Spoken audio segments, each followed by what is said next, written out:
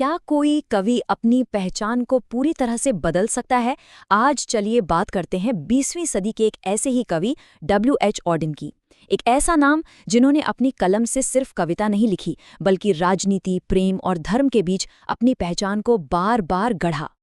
अब ऑडेन की अहमियत कितनी थी, इसका अंदाज़ा आप इसी बात से लगा सकते हैं। उनके साथी साहित्यकार जोसेफ ब्रॉडस्की ने कहा था, 20वीं सदी का सबसे महान मस्तिष्क। ये कोई छोटा मोटा दावा तो है नहीं।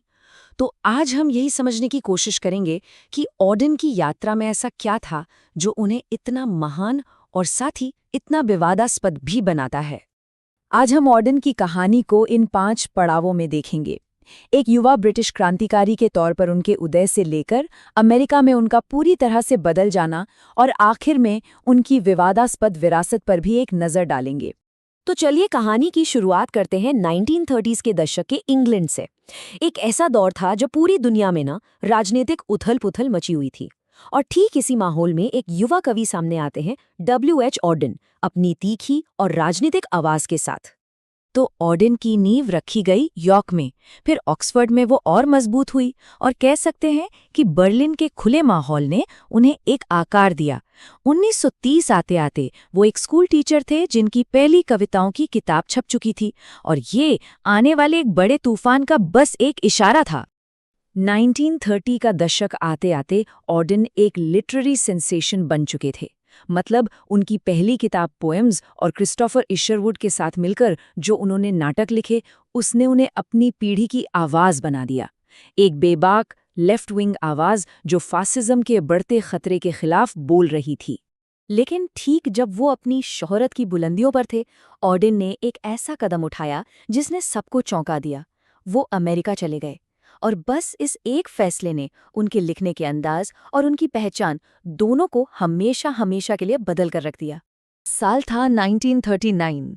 यूरोप जंग के मुहाने पर खड़ा था और ऑडेन ने इंग्लैंड छोड़ दिया। लेकिन वो सिर्फ एक देश नहीं छोड़ रहे थे, वो अपनी उस राजनीतिक छवि को भी पीछे छोड़ रहे थे जिससे वो बंध गए थे। कह सकते हैं कि एक तरह का एस्केप था, लेकिन साथ ही एक नए आर्टिस्टिक जन्म की तलाश भी थी।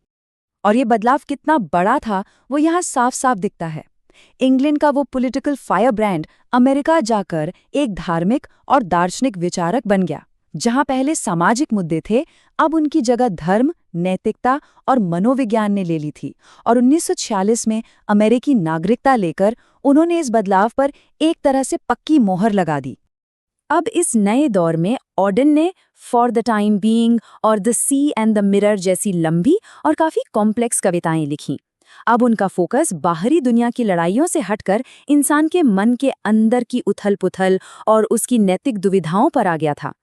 ऑडेन के अमेरिकी दौर की सबसे बड़ी कामयाबी एक ऐसी कविता बनी जिसने न सिर्फ उन्हें एक बहुत बड़ा अवार्ड दिलाया, बल्कि हमारी इस मॉडर्न दुनिया की एक गहरी बेचैनी को एक ऐसा नाम दे दिया जो हमेशा के लिए अमर हो गया।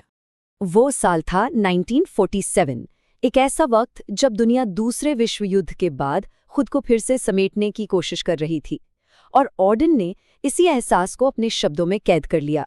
जी हाँ, 1947 में ऑडेन को उनकी लंबी कविता द एज ऑफ एंग्जाइटी के लिए प्रतिष्ठित पुलित्जर प्राइज से नवाजा गया।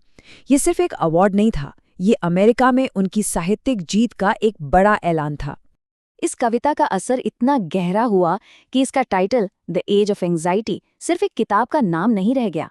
ये हमारे आज के दौर की अनिश्चितता, उस बेचैनी को बताने वाला एक मुहावरा बन गया जिसे हम आज भी इस्तेमाल करते हैं।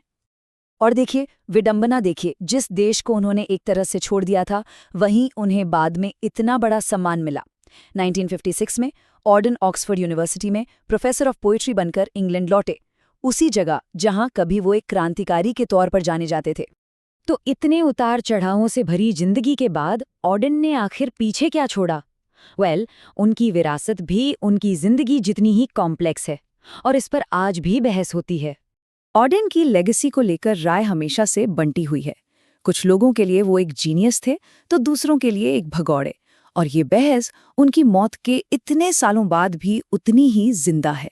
एक खेमा ये मानता है कि ऑडेन कभी भी अपने दौर के दूसरे बड़े कवियों जैसे W.B. येट्स या T.S. एलियट की बराबरी नहीं कर पाए। उनकी नज़र में ऑर्डन टैलेंटेड ज़रूर थे, लेकिन उतने महान नहीं। लेकिन फिर सिक्के का दूसरा पहलू भी है जो उतना ही मजबूत है।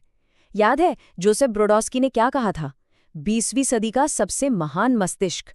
मतलब एक तरफ उन्हें कमतर आका जाता है और दूसरी तरफ इतना बड़ा सम्मान। यही कंट्रास्ट ऑर्डन की विरासत को इतना दिलचस्प बनाता है। तो आखिर में हम उसी सवाल पर वापस आते हैं। एक ब्रिटिश क्रांतिकारी से लेकर एक अमेरिकी दार्शनिक विचारक तक ऑर्डन का ये पूरा सफर हमें क्या सिखाता है? शायद ये ही कि अपनी असली आवाज को ढूंढने के लिए एक कलाकार को कभी-कभी अपना सब कुछ बदलना पड़ता है, यहाँ तक कि खुद को भी।